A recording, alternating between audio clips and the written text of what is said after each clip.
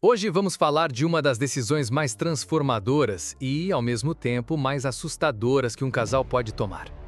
A decisão de ter mais um filho. É o momento em que o desejo profundo do coração colide com a realidade fria da conta bancária. O momento em que a fé e o medo se sentam à mesma mesa.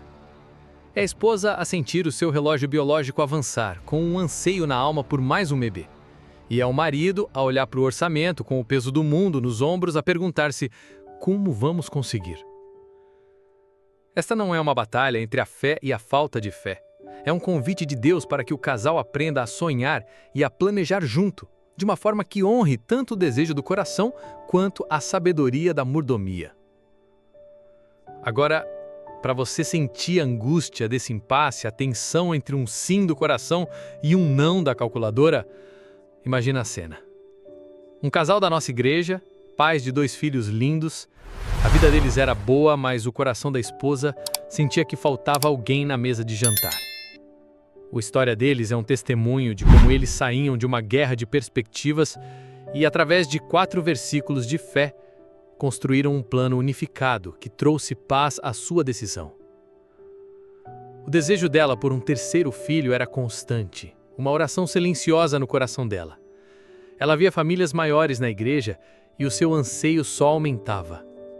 Fique comigo, porque os 4 versículos que os guiaram podem ser a bússola que o seu casamento precisa para navegar as grandes decisões da vida. O marido, por outro lado, via as coisas de forma diferente. Ele via o custo da escola multiplicar-se, o tamanho do carro que já estava no limite, a conta do supermercado que não parava de subir. A ideia de mais uma criança não lhe trazia alegria, trazia-lhe pânico. A conversa entre eles era um beco sem saída. Filhos são uma bênção de Deus, dizia ela, com o coração. Sim, mas bênçãos comem, vestem e precisam ir ao médico, respondia ele, com a cabeça. Ela sentia que a sua fé estava sendo ridicularizada. Ele sentia que a sua responsabilidade estava sendo ignorada. Eles estavam usando as suas melhores qualidades, a fé dela e a prudência dele, como armas um contra o outro. O impasse estava criando uma distância perigosa entre eles. A alegria de planejar o futuro juntos tinha desaparecido, substituída pela tensão de um sonho que os dividia. Percebendo que estavam se ferindo mutuamente, eles decidiram parar de debater e começar a procurar. Eles fizeram um pacto de estudar juntos o que a palavra de Deus diz sobre filhos e provisão. E foi nessa jornada que eles encontraram o primeiro versículo que mudou o ponto de partida da conversa. O versículo número 1 foi o da perspectiva. Salmos 127:3. Eis que os filhos são herança do Senhor. Eles perceberam que a conversa não podia começar com custos. Tinha que começar com herança. O marido foi desafiado a ver a questão em primeiro lugar, não como um problema financeiro, mas como uma recompensa de Deus. Isso suavizou seu coração. Com o coração suavizado, eles puderam então lidar com o medo. E encontraram o versículo 2, o da confiança. Mateus 6:26. Olhai para as aves do céu, vosso Pai Celestial as alimenta. Não tendes vós muito mais valor do que elas? Esta pergunta de Jesus confrontou o pânico do marido. Ele entendeu que a sua confiança não deveria estar na sua capacidade de prover, mas na fidelidade de Deus. A fé não era ignorar os custos, mas confiar naquele que paga as contas do universo. A fé do marido foi fortalecida, mas a sabedoria de Deus é equilibrada. E eles encontraram o versículo número 3, o da sabedoria. Provérbios 24:3. Com a sabedoria se edifica a casa. Este versículo validou a preocupação do marido com o planejamento. A esposa entendeu que a fé na provisão de Deus não os isentava da responsabilidade de serem mordomos sábios. Fé radical e planejamento radical não são inimigos, são parceiros. Com os corações e as mentes agora alinhados, eles precisavam de um filtro final. E encontraram o versículo número 4, o da unidade. Amós 3:3. Andarão 2 juntos, se não estiverem de acordo? Eles perceberam que a vontade de Deus para eles não era apenas ter ou não ter outro filho.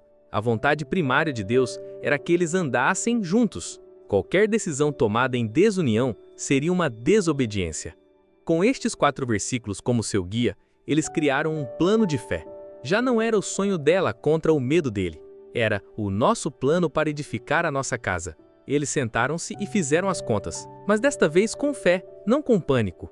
Procuraram áreas onde podiam cortar despesas. O marido começou a explorar formas de fazer uma renda extra. Eles estabeleceram a meta de poupança para os custos iniciais de um bebê. E eles fizeram um acordo. Vamos passar os próximos 6 meses a preparar o nosso campo, disseram eles, usando a linguagem de Provérbios. E no final desse período, se estivermos em paz e em acordo, vamos confiar em Deus e dar este passo de fé juntos. A guerra acabou, a paz voltou.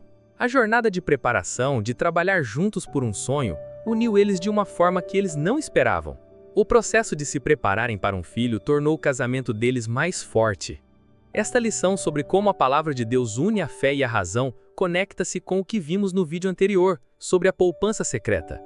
Ambas as histórias nos ensinam que a unidade e a transparência, baseadas nos princípios de Deus, são a única fundação segura para tomar grandes decisões financeiras no casamento. O link para essa história está na descrição. E prepare-se, porque a nossa próxima conversa será sobre outra área de conflito comum. O título será: Ele era o banco dos amigos e o casamento afundava. Até este método bíblico. Será uma história sobre os perigos de não saber dizer não e de como estabelecer limites financeiros saudáveis para proteger o seu casamento da pressão de amigos e familiares. Inscreva-se para não perder. Se essa mensagem sobre ter filhos e confiar em Deus te encorajou, se te deu um caminho de paz para uma decisão difícil, deixe seu like. O seu gesto ajuda essa mensagem de fé e sabedoria a chegar a outros casais. E use os comentários para partilhar. Qual é a sua perspectiva sobre essa decisão? Como a fé e as finanças devem andar juntas ao planejar a família? E não se esqueça de me contar de que cidade você está assistindo. Se você conhece um casal que está vivendo este dilema, partilhe este vídeo. Pode ser o guia que eles precisam para transformar o medo e o conflito em planejamento e unidade. Inscreva-se no canal, porque a nossa missão é mostrar que a Bíblia tem a sabedoria equilibrada que nós precisamos para cada estação e para cada grande decisão da nossa vida. Te aguardo no próximo vídeo.